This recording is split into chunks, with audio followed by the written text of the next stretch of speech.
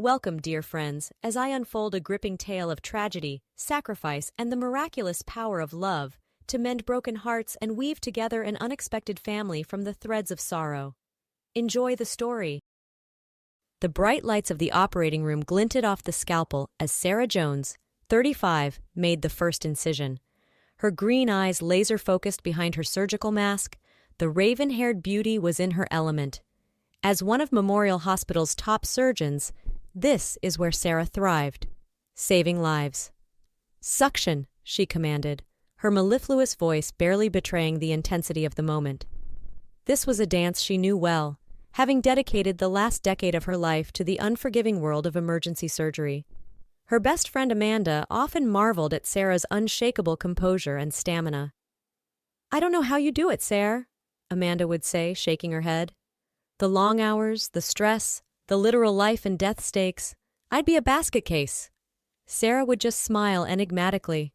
Surgery was her calling, simple as that. It was in her blood. Even as a young girl growing up in rural Indiana, Sarah was fascinated by the world of medicine. While other little girls were playing with dolls, she could often be found by her grandmother Miriam's side, grinding herbs with a mortar and pestle. Miriam was a striking woman, all high cheekbones and regal bearing. The townspeople spoke of her reverently, seeking her out for her vast knowledge of natural remedies passed down through generations. "You have the healing touch, just like me," Miriam would say, tucking an errant strand of Sarah's hair behind her ear.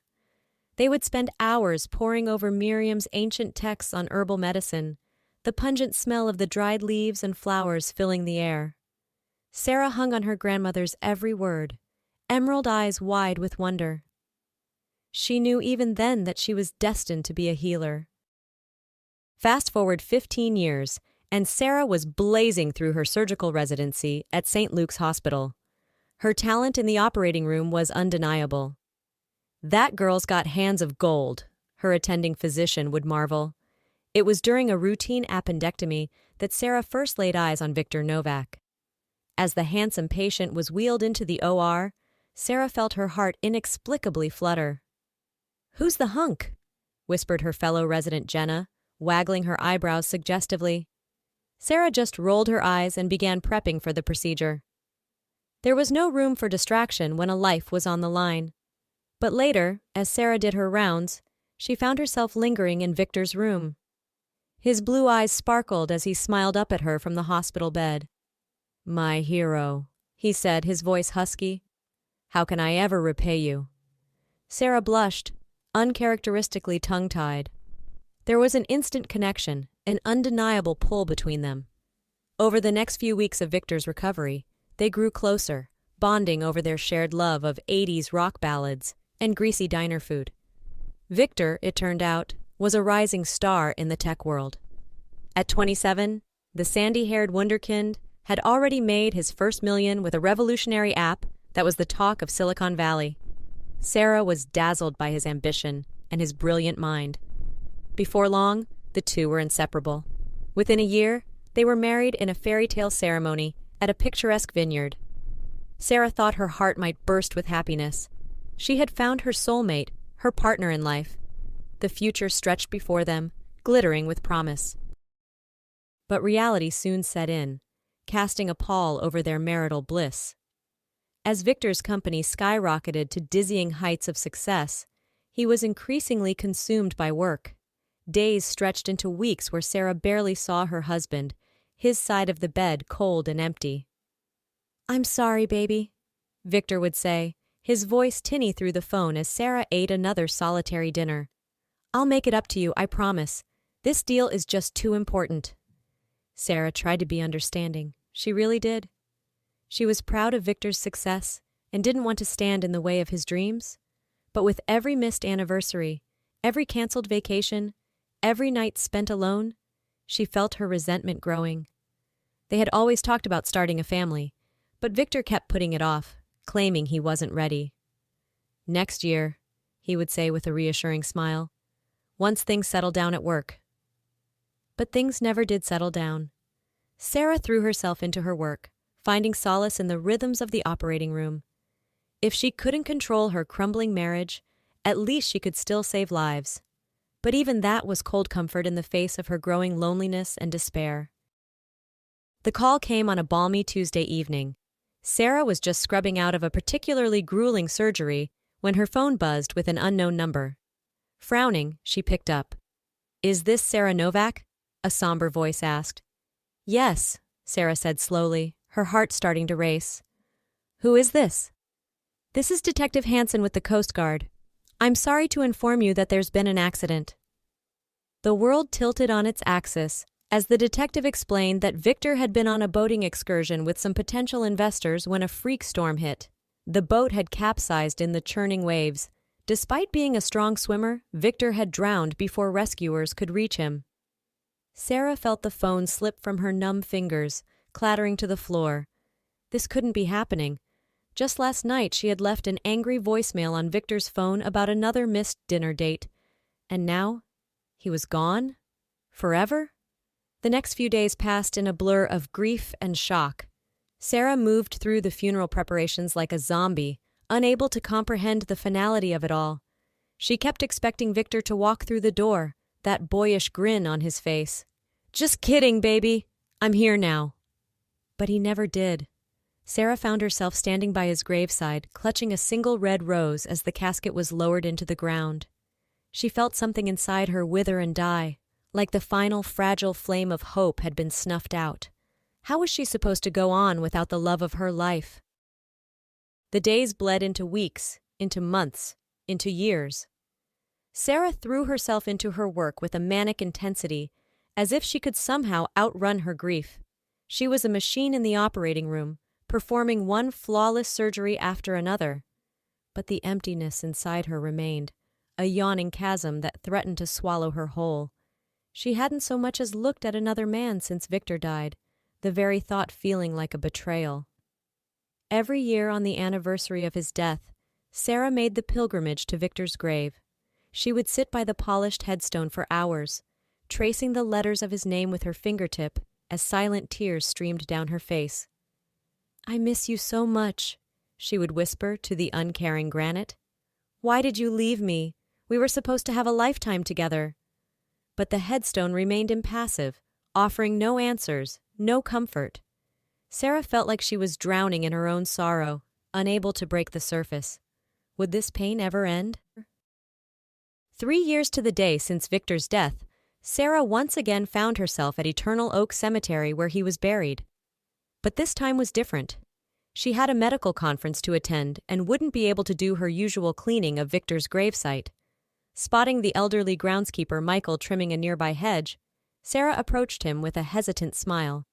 Michael had always been kind to her on her visits, offering a sympathetic ear and a gentle pat on the shoulder. "Michael," she said softly, "I hate to ask, but I'm in a bit of a bind. I won't be able to tidy up Victor's grave this time because of work. Do you know anyone who might be able to do it? I can pay, of course." Michael leaned on his rake, his lined face creasing into a thoughtful frown. "Well now, let me think. There's a young fella been hanging around lately doing odd jobs. Name's Frank. A bit rough around the edges, but a good lad, really. I'm sure he'd be happy to help out." Sarah bit her lip, torn. She hated the thought of a stranger touching Victor's grave. But what choice did she have? "Okay," she said finally. "If you think he's trustworthy, I suppose it's all right. How much should I pay him?" Michael waved a dismissive hand. "Oh, I doubt he'll ask for much. Poor boy seems down on his luck. Just give him whatever you think is fair." Sarah nodded, reaching into her purse and pulling out a few crisp bills.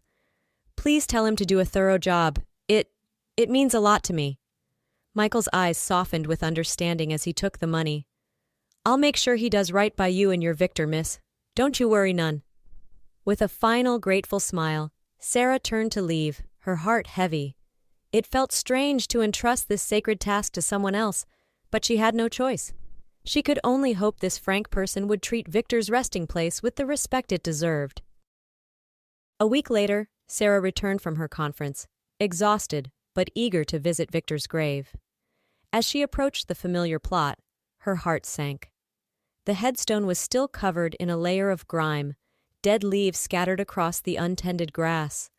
It was clear Frank had not upheld his end of the bargain. Hot anger surged through Sarah's veins, mixing with the bitter sting of betrayal. How dare he take her money and then just blow off the job? Did he have no respect for the dead? For her grief? Spotting Michael across the cemetery, Sarah stormed over to him, her green eyes flashing with fury. "I thought you said this Frank person was trustworthy," she snapped, her voice shaking. "Victor's grave looks like it hasn't been touched." Michael blinked at her, taken aback by her uncharacteristic outburst. "Miss Sarah, I don't know what to say. Frank assured me he would take care of it.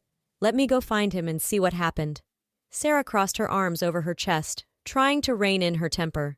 She knew it wasn't Michael's fault, not really. But the thought of that lowlife Frank pocketing her cash and then just bailing? It made her see red. A few minutes later, Michael returned, his weathered face grave. "I'm afraid there's been an incident, Miss Frank. He's been in an accident." Sarah stared at Michael, her anger draining away as quickly as it had come. "An accident? What happened? Is he all right?" Michael sighed heavily, taking off his cap and running a hand over his sparse gray hair. "I'm afraid not, miss. From what I gathered, Frank was on his way here to tend to your Victor's grave when he saw a young girl run out into the street, right into the path of an oncoming truck." Sarah's hand flew to her mouth, her eyes widening in horror. Michael continued, his voice heavy with emotion. "Frank didn't hesitate. He ran out and pushed the girl out of the way, taking the full brunt of the impact himself. It's a miracle he survived at all. He's in the hospital now, in a coma." Tears pricked at the corners of Sarah's eyes as the magnitude of what had happened sank in. Frank, the man she had so quickly judged and condemned, had sacrificed himself to save a child. And here she was, ready to rip him a new one over some stupid leaves on a grave. Shame washed over Sarah in sickening waves. What kind of person was she, to value some dirt and grass over a human life? Victor would be appalled if he could see her now. "What hospital is he at?" Sarah asked, her voice barely above a whisper. "I need to see him. I need to apologize." Michael told her where to find Frank, and Sarah set off at once, her heart lodged firmly in her throat. She didn't know if Frank would ever wake up, if she would get the chance to tell him how sorry she was for misjudging him so badly. All she knew was that she had to try. The steady beep of the heart monitor was the only sound in the sterile hospital room, as Sarah sat by Frank's bedside, watching the slow rise and fall of his bandaged chest. He looked so young, so vulnerable lying there amidst the tangle of tubes and wires. Sarah felt a lump form in her throat as she thought about the incredible sacrifice he had made. A soft knock at the door startled Sarah from her thoughts. She turned to see a young girl peeking in, her big blue eyes wide and uncertain. "Excuse me," the girl said shyly. "Are you Mr. Frank's wife?" Sarah blinked in surprise, shaking her head. "No, sweetie, I'm just a friend. Who are you?" The girl stepped into the room, twisting her hands nervously. "I'm Lena, the girl Mr. Frank saved."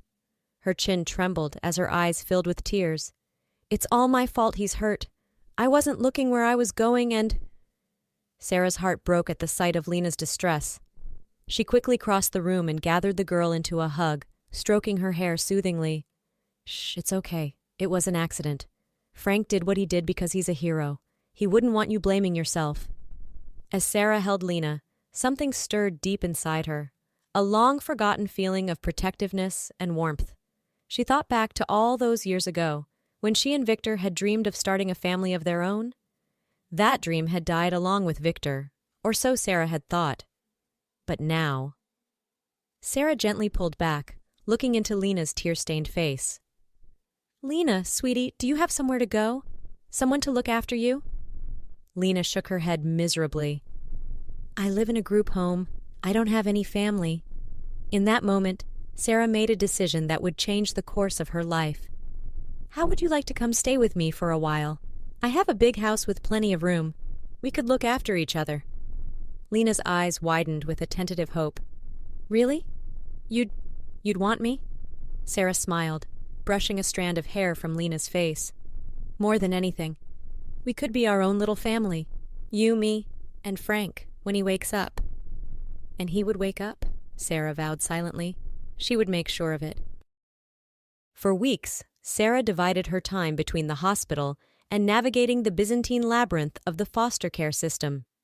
It wasn't easy convincing the powers that be that a single workaholic surgeon was fit to care for a child, but Sarah was nothing if not tenacious. Finally, after jumping through countless bureaucratic hoops, Sarah was able to bring Lena home, on the same day that Frank miraculously emerged from his coma. Sarah was at his bedside when it happened, holding his hand and talking to him softly as had become her habit.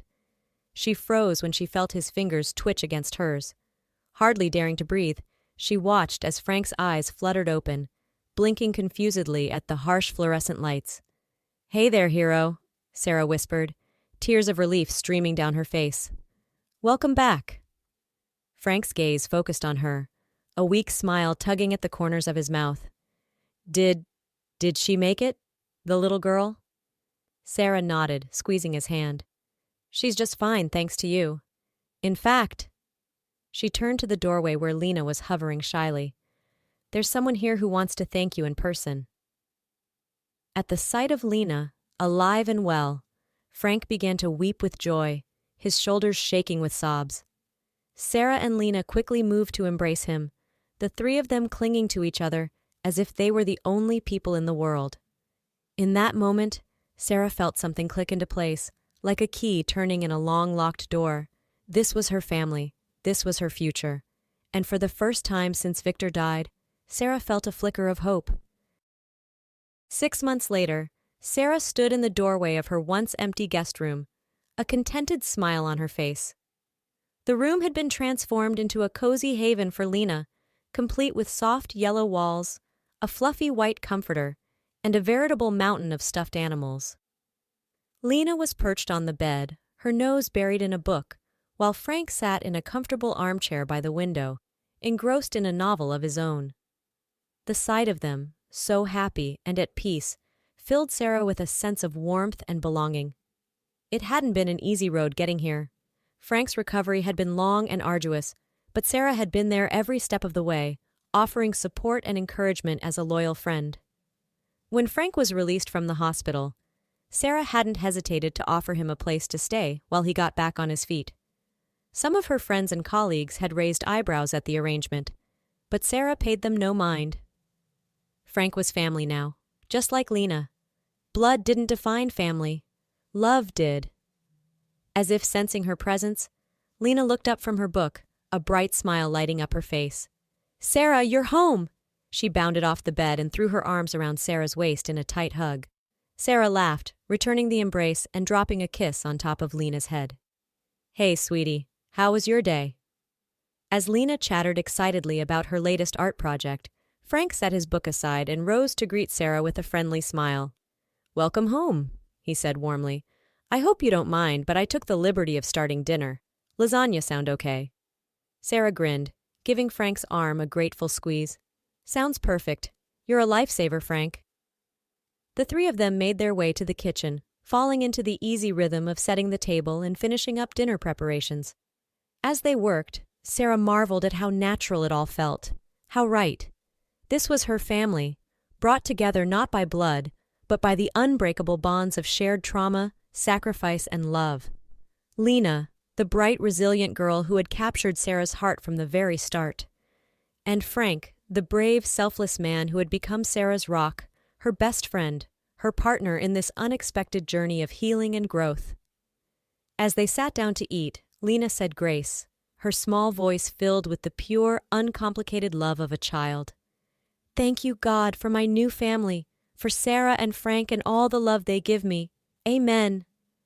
Sarah felt tears prick at the corners of her eyes, her heart too full for words. She reached out to take Lena and Frank's hands in her own, giving them each a gentle squeeze. No, it wasn't the family she had once imagined for herself. There was still an ache in her heart for Victor, for the future they had dreamed of together. But Sarah knew that he would be happy for her, that he would want her to find joy and love again. And she had. In this little patchwork family of hers, Sarah had found a reason to smile again, to hope again. She had found home,